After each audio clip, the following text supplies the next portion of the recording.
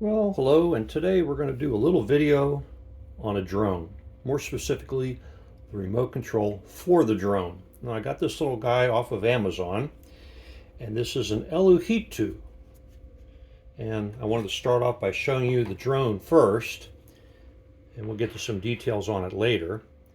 But there it is. It's a really nice design because it's all caged in, so no blades can bump against you or get broken. And I got my label gun and I made a little number 2, as you can see right there. We're going to talk about that later.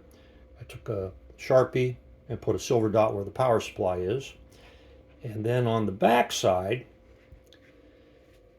I kind of did a cross because I wanted to make sure the rotors are equally lined up. And then you'll see that I numbered the motors. So the even numbers rotate one way, the odd numbers rotate the opposite direction. So this creates a built-in anti-torque effect. And we'll get into that later. Then we have the remote control. And before I show you the remote control, there's a connector on top. Once you install it, it's going to be almost impossible to get it off without breaking it. And that holds the cell phone. Now, had they made this a little bit bigger, it would have been great to store the drone. But as you can see, it's bending it, and I don't want to break anything. So we're going to kind of put that aside for the moment. And watching several videos on remote controls,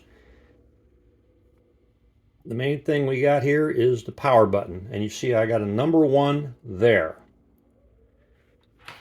And number 2 there. So this one video is pretty good. It recommended turn your remote control first, then turn on the drone. And then secondly, we have the stick. So basically when you move this forward, just like a stick in an airplane, drone goes forward, drone will move backwards, it'll go left, it'll go right, and I presume if you do that, it'll go diagonally. Now flipping the drone over for a minute, the other side, this is our velocity side. And you can see, again, I number these with dots. And here's your velocity button. And you click it and you'll hear a beep, 2 beeps, or 3 beeps. And that's preset speed, 30%, 60%, 100%.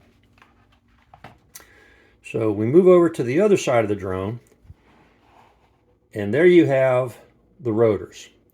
And this is what you call, in the Indianapolis 500, drivers start your engines. So we'll get to that in a moment. And then finally, we have this other control.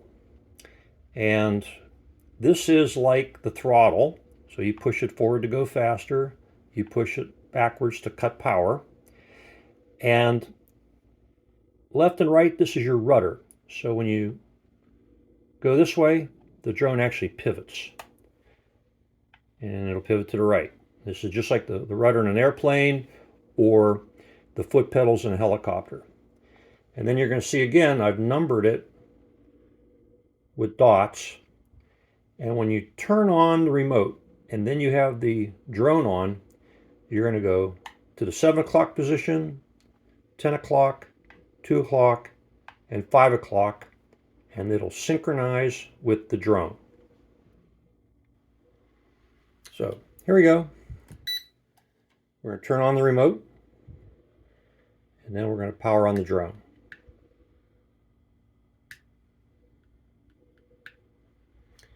Flashing lights, 7 o'clock, 10 o'clock, 3 o'clock.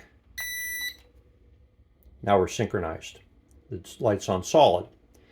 Now here's something interesting I want to demonstrate. I'm not going to fly the drone, but this is just to give you an orientation on how to use this remote control. And what I wanted to show you right now is to start your engine. And if I press this button here, it starts the rotors, and they're turning away.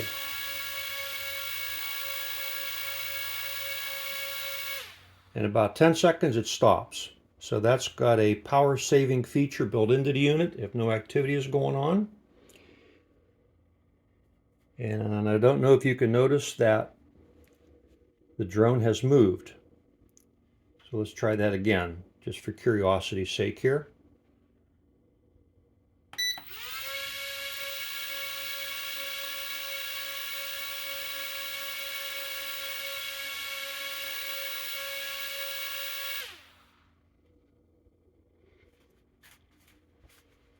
And as one last demonstration, let's try that on a plate.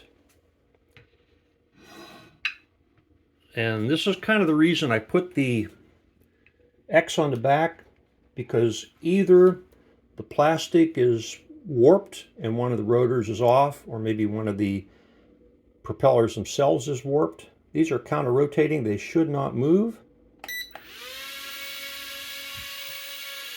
See it moving there? A little better when it's a non-skid surface. So that could be partly turbulence. So I'm going to flip the plate over, and I'm going to try it this way.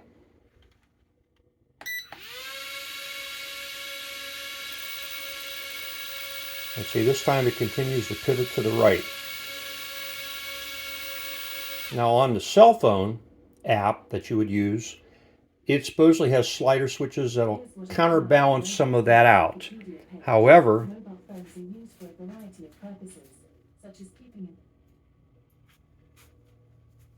what I found out is when I use the phone app, it may last once or twice connecting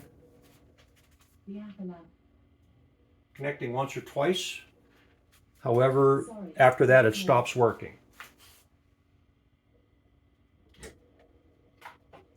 So something I got to work on, but again, it was pretty evident that this thing rotates. So I'm going to kind of work on that a little, and